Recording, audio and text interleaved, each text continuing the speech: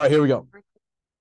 All right, let us begin the weekly roundup here this Tuesday. Rabbi Weinberg's class. He was able to do the class today, but he has a doctor's appointment in 30 minutes, so we'll do it tomorrow, his Tanya class. But then we'll go back to regular scheduled programming. Tuesdays, Tanya with Rabbi Weinberg. Anyway, weekly roundup, we'll start with the Tanya. These are the great parts of Tanya, in my opinion. I like the beginning parts. I like the middle, and I like the end. Now, I like the beginning, and I like the 20s chapters in the 20s. This part talks about the garments of the soul. Why are they called garments? Well, a garment is something that you can take off and on. They're not you. We're always changing our fashions too. Yeah. The garments refer to machshava, dibor, u'maise, our thoughts, our speech, and the way we act. What's unique about these things is that we can change them. Now, you can't change what thoughts pop into your mind. This is classic Tanya. Whatever pops into our mind, we can't stop ourselves from allowing for a certain thought to get into our mind, but we can stop entertaining that thought. The truth is, once you get by switching it out. The Alter Rebbe says by pushing it away with two hands. In other words, there's two approaches actually. The Alter Rebbe brings down. If you want to change the way you think or what you're thinking about, you can be very aggressive about it. But actually, a more appropriate way to react is to be very cool, calm, and collected. Just simply start thinking about something else. Exchange it for another idea, which is really the best approach to anybody who's trying to escalate a situation, as opposed to getting angry or pushing with two hands. Simply by just turning away and walking away, acting as if it doesn't bother you, is the greatest way to de-escalate the situation. Totally deflates the situation. Obviously, our speech, we can change the way, what we say. We can hold it back. And the way we act, for sure. And the truth is, the way you talk and the way you act affect the way you think. So it's very important. And the way you act affects the way you think and the way you talk. So they're all interconnected, says the author. They're all interconnected. And this fits very well with this week's parsha. We'll explain in a moment. By the way, you could have also non-holy garments, the Alter Rebbe says over here. Obviously, something that isn't appropriate. Now, the thing about garments is that they're constantly changing. Yeah, your thought processes and the way you speak and the way you act change. They evolve, and sometimes you regress or progress, and that's okay. That's all part of it, and that fits very well with the whole reason why the neshama comes into this world. It says that before the neshama comes down, it says, "Do you want to go? Do you want to go down to this world?" And it says yes. Why does it want to go down to the world? Because while it's in heaven, it doesn't grapple with anything. It doesn't. There's no opponent. There's nothing to make it stronger, and therefore, only in this world can it grow. There's an elevation that takes place in this by being involved in this world more than it could have possibly achieved in the previous world. It's called dilugim. They're called giant steps. Now you're always progressing. The soul, even in Shemayim, before it comes into this physical world, is always progressing, but it's very slow. It's calm. They're calculated steps almost, as opposed to, except on yahrzeits, special days, it takes a giant leap. But in this world, it takes tremendous leaps. Everything is a big leap, and sometimes we take steps back, and then we move forward. I just want to look through the time one second. So, what's interesting about Hashem, it says that we're made in the image of Hashem, and what's unique about Hashem that Hashem has over us is that He's in control of all of the aspects of Himself. We have our subconscious and our super subconscious and the id, perhaps you can say, or as Simon Jacobson calls it, the yid. We have these different layers, but we're not in touch with them now. But everything actually stems from that deepest place, from within ourselves. The way we act is really there's something deeper going on, and it just expressed itself. It came to the surface physically, and it's to our conscious self. We're not in control in those deeper parts of ourselves. A tzaddik progresses. A tzaddik does become more in control, especially of his emotions, of their emotions. They can move deeper within themselves to take control. Hashem is in complete control of he's one with this, what the Rambam says, he's one with everything about him, all aspects of himself. And therefore, he was able to enclose his essence in the Torah and in the mitzvahs. Why? Because he's in control of his essence. He has access to his essence as much as he has access to his thoughts or his emotions or his actions, so to speak. It's just like an action to him. So he was able to enclose it in there. And because of that, the soul can only appreciate God's essence in this world, in the physical world, where God's essence is freely accessible through Torah and mitzvahs, as opposed to in the Shemayim, you have to like progress, so to speak, to get to that place. So that's why the neshama wants to come into this world. Okay, we're getting into this week's parsha. So we continue with the saga of Yosef and his brothers, and he's going to have the big reveal. First, he takes Binyamin. He has a whole setup. He takes Binyamin. Accuses the brothers of whatever. Yeah, he takes Binyamin because he has the goblet, etc., etc. And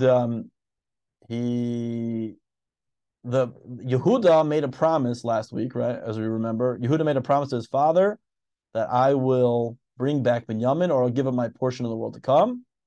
Which Yosef does take Binyamin for a moment of time, momentary period, however long it was. He ultimately got him back, but because of that, like I explained last week, because of Yehuda's statement, any statement that a tzaddik makes it is fulfilled in this world. So it says that he gave up his portion of the world to come. He was not able to enter Gan Eden. Yehuda was not able to enter Gan Eden until Moses interceded on his behalf. But that doesn't just apply to tzaddikim. It actually, the Baal Shem Tov teaches us that it applies to every person, every individual, that not even just what we say, but even what we think leaves its impression on the world. Now, it might not be on the physical, thank God. It might not be in the actual physical sense, in the physical world, but it leaves its imprint on perhaps the world of Bria or the world of Yetzirah, which does ultimately trickle down and have some sort of effect on this world. So we have to be very careful with what we say and what we think. The butterfly effect applies to the spiritual worlds as well, by the way. So Yehuda Chaps realizes that his brother is setting him up, and he prepares to fight. Vayigash alav Yehuda, the opening line of this week's parsha. He approaches Yosef in a way of battle. The brothers were willing and ready and willing to fight the entire Egyptian army. Now, whether they would have won, probably not. Nevertheless, they were willing to do it. He tells Yosef couldn't handle it anymore. He realized how much the brothers are really one, which is something that he was waiting to see. Are they all in one heart and one mind? And he saw that, and he told the Egyptian soldiers to get out of the way because he's about to reveal who he is, and he's going to be extremely emotional. And he wept so loudly that the physical home and the physical kingdom shook. And Yosef says, "I am your Ani Yosef, Hayim Avichai. I am Yosef. Is our father alive?" And he reveals his bris milah. He pulls down his pants and he shows his bris milah to show that who he really is. And he begins to give him this eulogy with his pants down. And he says, don't be upset. God orchestrated this whole thing that I would be in the position that I am in to be able to help you, which is there's a famine going on. And Yosef has all of the oitris of tevuos. He's got all of the storehouses of grain to be able to keep his family alive, his father and his family alive. So he says, don't worry, I'm Yosef, and everything's good and it's all worked out. Is our father still alive? Now the question is, why did he ask if his father is still alive? He asked him a bunch of times. So the Rebbe there's two different answers. Before I give you that answer, the Tanya the Tanya takes from this episode something very important. And the fact that the Tanya's, the real official name of Tanya is Sefer Shel Beinanim. Tanya is just the opening line, the opening word of the book. But really, the book is called Sefer Shel Beinanim, the book for the average person, the average man, the average person, the average ones. There's an Instagram account called the In-Betweeners, I think, or the average ones, whatever. It's interesting. Whatever. They bring down Tanya concepts. It's for women, by women. Anyway, and he's what the Alter Rebbe explains that what is the proper way to react to somebody who wrongs you. So he says, Mayach shalit al halev. The way what should happen is your mind should control your heart. It says that our mind can control our emotions. Now it can influence them. We had the story, what was it, too, on Yutes Kislev? I told the story of Rav Moshe Meislish, right? I'll tell you one more time very briefly. Rav Moshe Meislish he had no beard. He was a big chassid of the Alter Rebbe. Now the Alter Rebbe, Rabbi Shneur Zalman of Liadi, sided with the Tsar so that Judaism would remain alive. And the Alter Rebbe sent a spy to be part of Napoleon, to be part of the inner circle of Napoleon. Rav Moshe Meislish spoke French. A lot of Russian Jews spoke French, by the way. They speak French, and he was in there.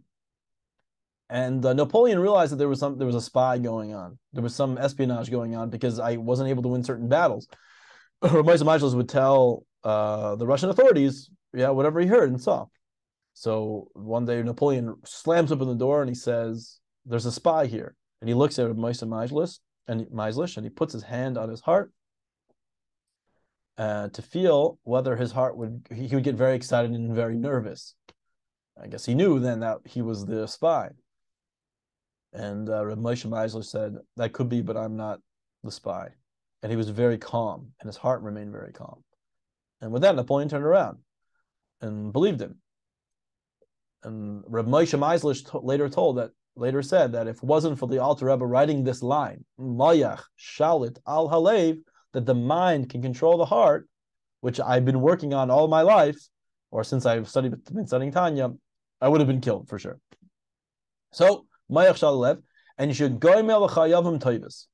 The Alter Rebbe says the proper way to react to somebody who has wronged you is that you should control your emotions, and you should say, "Thank you very much. You're nothing more than a conduit of Hashem." It's not really coming from you; it's coming from Hashem. Obviously, it is a very high level, but the fact that the Alter Rebbe puts it in the Sefer Shel Beinanim, in the book for the average guy, means it's something that we can attain ourselves.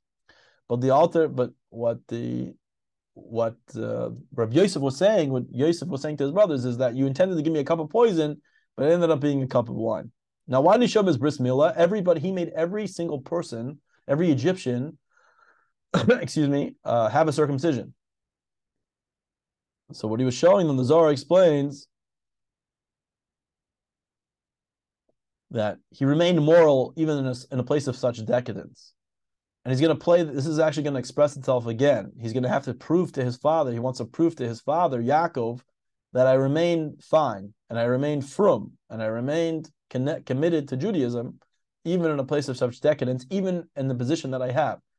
Like we've said before, why do we give the blessing to our children? They should be like Manasseh and Ephraim.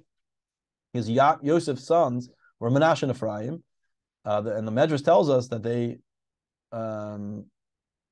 grew up, unlike Yosef, they actually grew up in Galut. They grew up in exile. And they grew up very wealthy, surrounded by anything they wanted.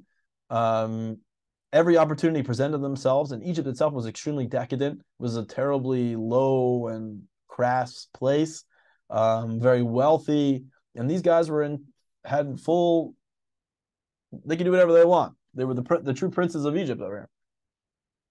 But nevertheless, they remained frum, and they remained people of very high character. So we bless our children to be like them, that even when you're in a situation, even in this world, which is so dark, meaning hiding God's light, the revelation of godliness, and it's unclear what is right and what is wrong sometimes, you should be like Manasseh and Ephraim, and you should stay committed to your values and staying committed to Hashem. Now, Yosef asked right away, "Is my father alive?" Well, he already answered that. They already asked him that a few times. They said, "Yeah, he is alive." But he immediately asked, and there's two very famous explanations as to why did Yosef say, "I'm Yosef, is my father still alive?" So the Abarbanel, who was the advisor to Ferdinand and Isabella in the 15th century, Ferdinand and Isabella are very well known for the starting of the Inquisition. Weren't necessarily very nice people, yet they truly admired the Abarbanel, Rabbi Yaakov Yitzchak ben Yehuda, who was a wealthy. The Abarbanel was obviously a super genius, had Ruach HaKodesh, he had prophecy and spirit of Hashem, whatever you want to say. That's accepted by all Jewish people. He was very wealthy, and he obviously was a tremendous commentator on the Torah. He ultimately was killed. He went into exile with the Jewish people. Ferdinand and Isabella told him that you could stay here and everything will be fine for you. But he said, no, if my people are going, I'm going as well, which is quite affront to the king and queen. Anyway, he said, the Barbanel gives an answer, and the very simple explanation. He goes, I'm Yosef, is our father still alive? And you're going to say, yes, he is alive. So Yosef was saying, don't worry, I'm not going to kill you because our father is still alive.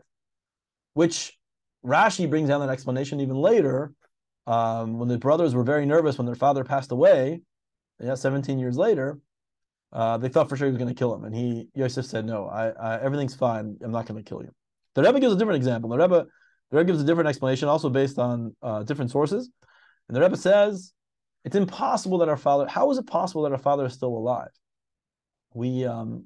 I know he's had agmas nefesh. He's had such pain, the fact that I've been away, and he was never consoled. I can sense that. There's no way a person with that kind of stress at his age is still alive. And yet he was, which one of the lessons here, obviously he still was, even despite all the suffering. But one of the lessons is we don't cause our parents stress. So certain things that you try not to tell them or you say to them, especially in a situation where they can't do anything about it, it's just going to give them stress and anxiety. You don't tell them. We're going to find out later in the Parsha, it says Yaakov is going to give a sacrifice. Yosef is going to give a sacrifice, Elikei Yitzchak. And he says, I'm going to give a sacrifice to the God of Yitzchak. You'd think you'd say the God of Yaakov, his father. Why Yitzchak? There's a big question. Is there a mitzvah to honor your grandparents? And the conclusion, or let's say maybe it's even greater mitzvah to honor your grandparents than your own parents. Number one, they're like parents. And number two, they're old. They're older. And we know we have to honor those that are older. So Halacha gives an interesting explanation and says that honoring your grandparents is actually part of honoring your parents. It's they go together. They're not separate from one another. The question is, who takes precedence at that period of time? Well, you have to look to your parents, unless your parents are crazy, psychotic. Then you do what you got to do. But usually, they want you to defer and honor their grandparents before they'll give up their own honor. Hopefully, if they're healthy, before you have to take up theirs. But anyway, it's honoring your parents. So it is part of honoring your parents. Halacha unequivocally says that your spouse, however, comes before your parents. So if it's defending the honor of your spouse or the honor of your parents, assuming again that your spouse is like a normal person or whatever, you're doing it all for the right reasons. Your spouse takes precedence over your mother or father. Anyway, so the brothers head down. He goes, go down and get my father.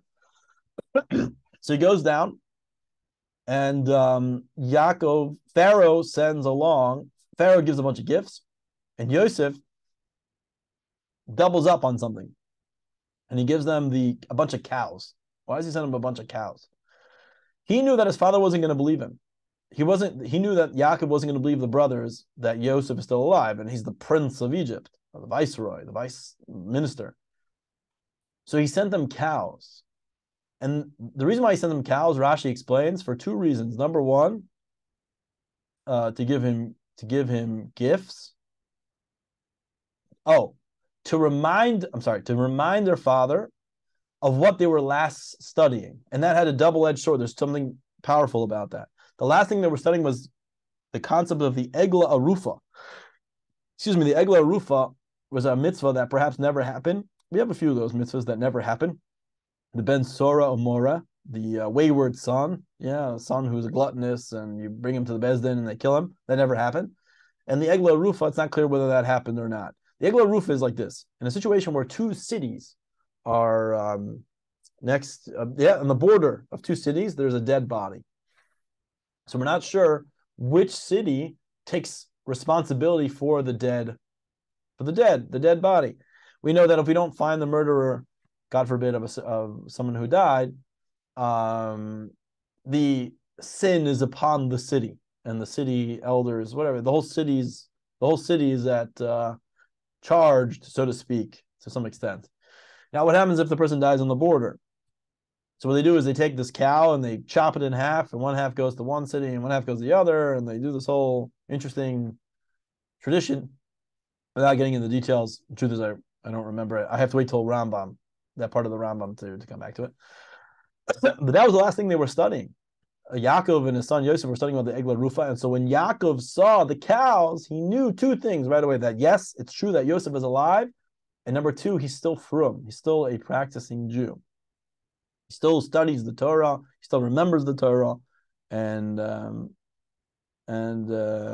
I can go. Like, I'm comfortable going. And it says that at that moment, the spirit of prophecy re-entered Yaakov. For 22 years, he didn't have the spirit of prophecy. Why?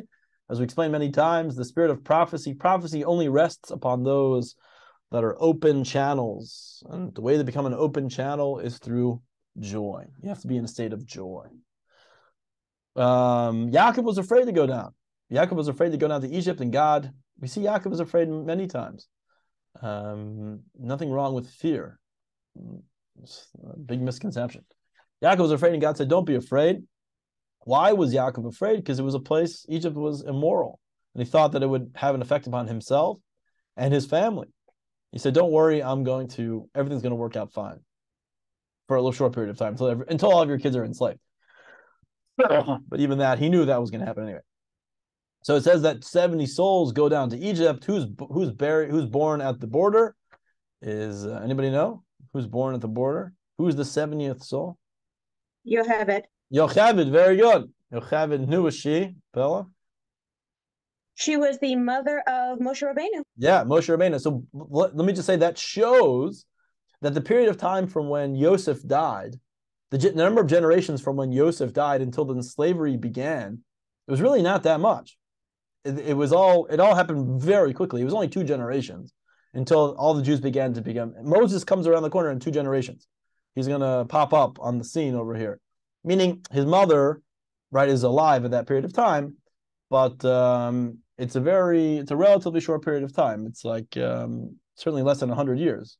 So everybody is very aware of what life was like before slavery began. There were people there that remembered what it was like pre-slavery and how the Jews had the upper hand.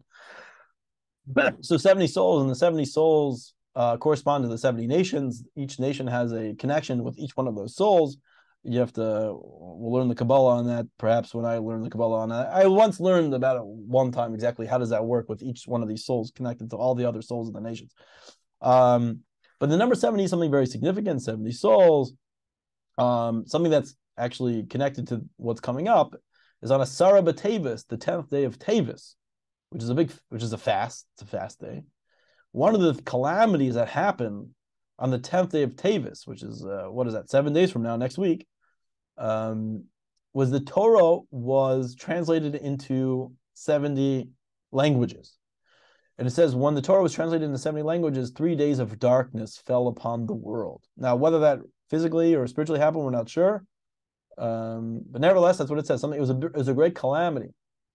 But like all calamities in Judaism, there's something positive about it.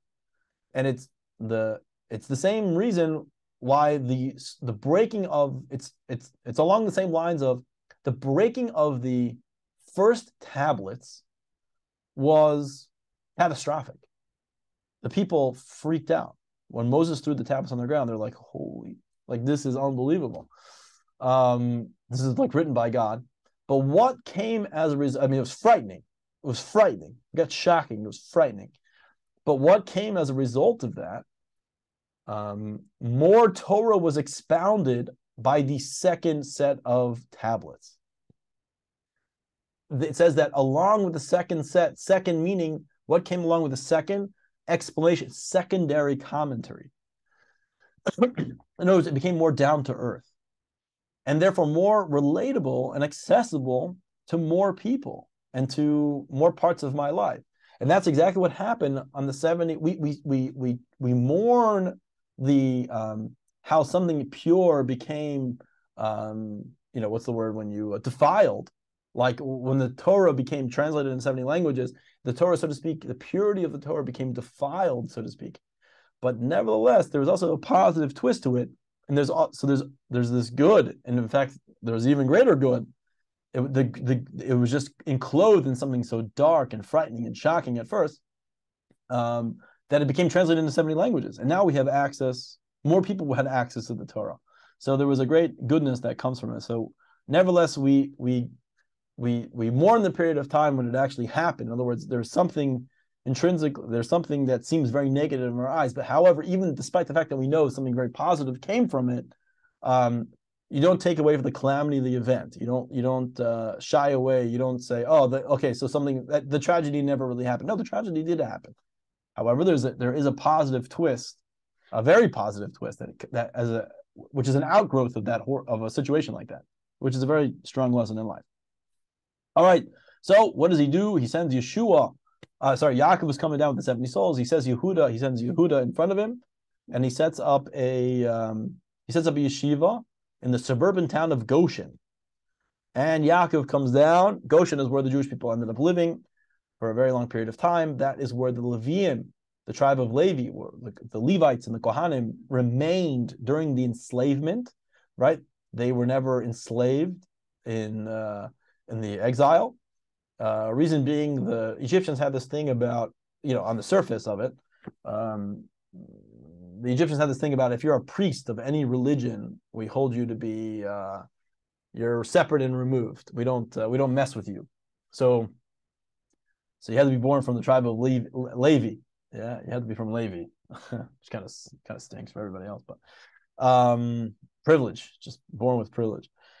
So Yosef brings Pharaoh to Yaakov. Yaakov gives Pharaoh a blessing that the waters of the Nile should rise when you come near it, and which happens. That's true. And Pharaoh ends up using this as a proof later on, after everybody passes away, all the brothers pass away, that he's in control of the Nile. The Nile was worshipped like a god, and he says, and Pharaoh was able to say, "I control the Nile, therefore I'm an even greater god." Which the people buy into, but it was all because of the blessing that Yaakov gave it. Now, he something very interesting. Yosef didn't want anybody bothering his family. So what did he do? He wanted people who didn't. He didn't want wealthy people or people of status and influence to be around his own family, and perhaps bother them and try to fraternize and whatever influence. So Yosef had everybody relocate. I think the Russians did this. I'm sure it happened many times. He had everybody in the country relocate. They were all moved to different places, and nobody really knew. I guess nobody knew each other, and it made it like a sense of insecurity amongst everybody. Why? Because he didn't want people to bother his family. His family had it gave his family tremendous strength to live in a place like Goshen. Now that might seem unfair, and it was. But the Torah was telling us that sometimes you have to do some things that are unfair in order to protect your own family and protect your own people. By the way, we see this a lot in Torah. There's good people die, people who fight for the right reasons die, and the bad guy wins sometimes. That's written in the Torah itself. We have different examples of that. Now, what was this fight? So Yosef and Yehuda had this showdown, and I'll end with this idea. Yosef and Yehuda had this showdown. Yosef, Kabbalistically speaking, represents Yesod. Yesod is connection, the ability to connect, especially with the physical world. It connects the spiritual with the physical. Being involved in the physical world. Yehuda represented Malchus. Malchus is kingship, but pure pursuit of spiritual ideas. And there's this confrontation. And we see that there were separations within the Jewish people, that those that came from Yehuda and Yosef, there's always like this fight, this challenge between them. Yeravam ben Nevat, evil king, split up the kingdom of Judah and all the other tribes. Yeah, he was split. Whatever, we see this split. And in fact, the Talmud says there's going to be two Mashiachs, two redeemers. The first redeemer is Mashiach Shal Yosef, which the Talmud already explains happened already. Mashiach Shal Yosef already happened. Whoever it was, or whatever exactly what that means. And then the ultimate Mashiach will be the Mashiach of Yehuda, which is when we'll be able to appreciate the spiritual. We'll have a spiritual pursuit. Everyone's going to be involved spiritually. That after we get involved physically, the whole world is now going to. We want to forget the layers, forget the superficiality, the physicality. There's something deeper going on here, and that unification, that force of unification, and everyone's going to want to connect to that one force of unification. Let's see over here. Oh, this is actually very fascinating. So it says over here that when Yaakov passes, Hashem tells Yaakov that Yosef will place his hands over your eyes before you pass. The Zohar explains something very interesting. Right before a person passes away, God forbid, they're shown what's the significance of putting his hands over your eyes? So the Zohar explains that right before a person passes away, they're shown a revelation of the godliness. Now, in order to not spoil that, what they just saw, now the soul leaves the body. But the body is actually still alive. There's a part of the body we know doesn't fully die. It never fully dies. The nefesh of the five souls, the nefesh, always remains with the body. So there's a halacha that when a person passes away, you close their eyes. Usually a child is the one that closes the eyes, and we place dirt on the eyelids. We close the eyes and put dirt on it, so that it won't become spoiled, defiled. It remains holy. The eyes remain holy at that point in time. Then we have the 7-day mourning period where the soul is moving back and forth between the home and the grave, which we've spoken about many times. It's always looking for comfort. It's trying to figure out its place, so to speak. That's why we sit Shiva in the house, because it brings comfort to the soul, and it goes back to the grave. That's why you try to bury right away, because there's like this lingo period, and the soul needs that grave to be able to go back and forth. And then there's obviously different mourning periods: the 30-day mourning period, the 11-month mourning period, and then the yearly mourning period. So, anybody have any questions? Well, I think we'll stop here. 35 minutes, perfect. Any questions? Anyway, good. That's what I want to hear. Sorry for my I'm a little bit sick, so I'm. Yeah, no, I feel good. Don't feel sorry for me. Okay, I want to wish you guys a great rest of the day. A happy 9th day of Hanukkah, which means you have to eat all of the leftover donuts and latkes. That's the tradition. Just kidding, I just made that up. There is no class tonight, but we'll kick back with Rabbi Schneer tomorrow, and Rabbi Weinberg tomorrow, and Rabbi Silverberg tomorrow, God willing. All right. Peace, everybody. Have a great day. Yeah, amen. See you guys.